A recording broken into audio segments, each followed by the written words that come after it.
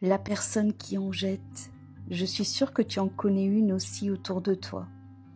Tu sais, c'est cette personne qui fait beaucoup de bruit, qui brille de mille feux et qui a l'air d'attirer les regards sur elle, où qu'elle aille. Ça peut être un homme aussi, hein. Tu vois de qui je parle? On voit beaucoup ça sur les réseaux sociaux de manière assez flagrante d'ailleurs. C'est un peu comme la vitrine d'un magasin. L'air de rien, ça compte hein, si tu veux vendre tes services ou encore séduire ton monde. Mais pour moi aujourd'hui, je vois que ça peut aussi résonner la peur. Plus j'en fais, plus j'en jette, plus je déballe, plus je brille et plus j'ai de chances d'attirer du monde. Peur de la concurrence ou autre. Et ici, je ne dis pas que cette personne n'est pas compétente dans son domaine. Je te partage juste ce à quoi ça peut me faire penser. Cela pourrait tout autant parler de narcissisme, d'un besoin de reconnaissance ou autre. Cela peut aussi simplement parler d'une personne qui aime jouer ce rôle avec conscience. L'humain est si riche et il est si complexe qu'on ne peut pas vraiment savoir.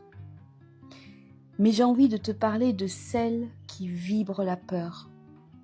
Donc ça frappe fort, ça en met plein la vue, ça peut même aller jusqu'à des promesses. J'avais une amie comme ça à une époque où j'étais mal dans ma peau. Elle dégageait une puissance incroyable. J'étais admiratif pour ne rien te cacher. Lorsqu'on faisait les boutiques ensemble, les vendeurs se dirigeaient directement vers elle.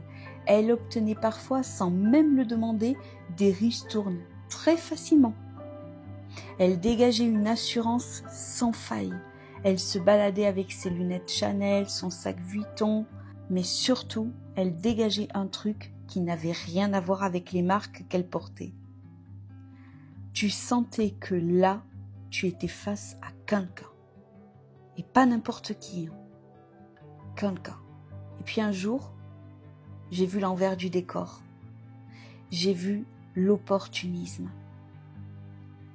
J'ai vu aussi comme c'était difficile pour elle de conserver cette posture et coûteux aussi dans tous les domaines de sa vie. Tout était millimétré et sous contrôle, de ses repas à ses heures de sport, à ses finances, son maquillage, etc., etc.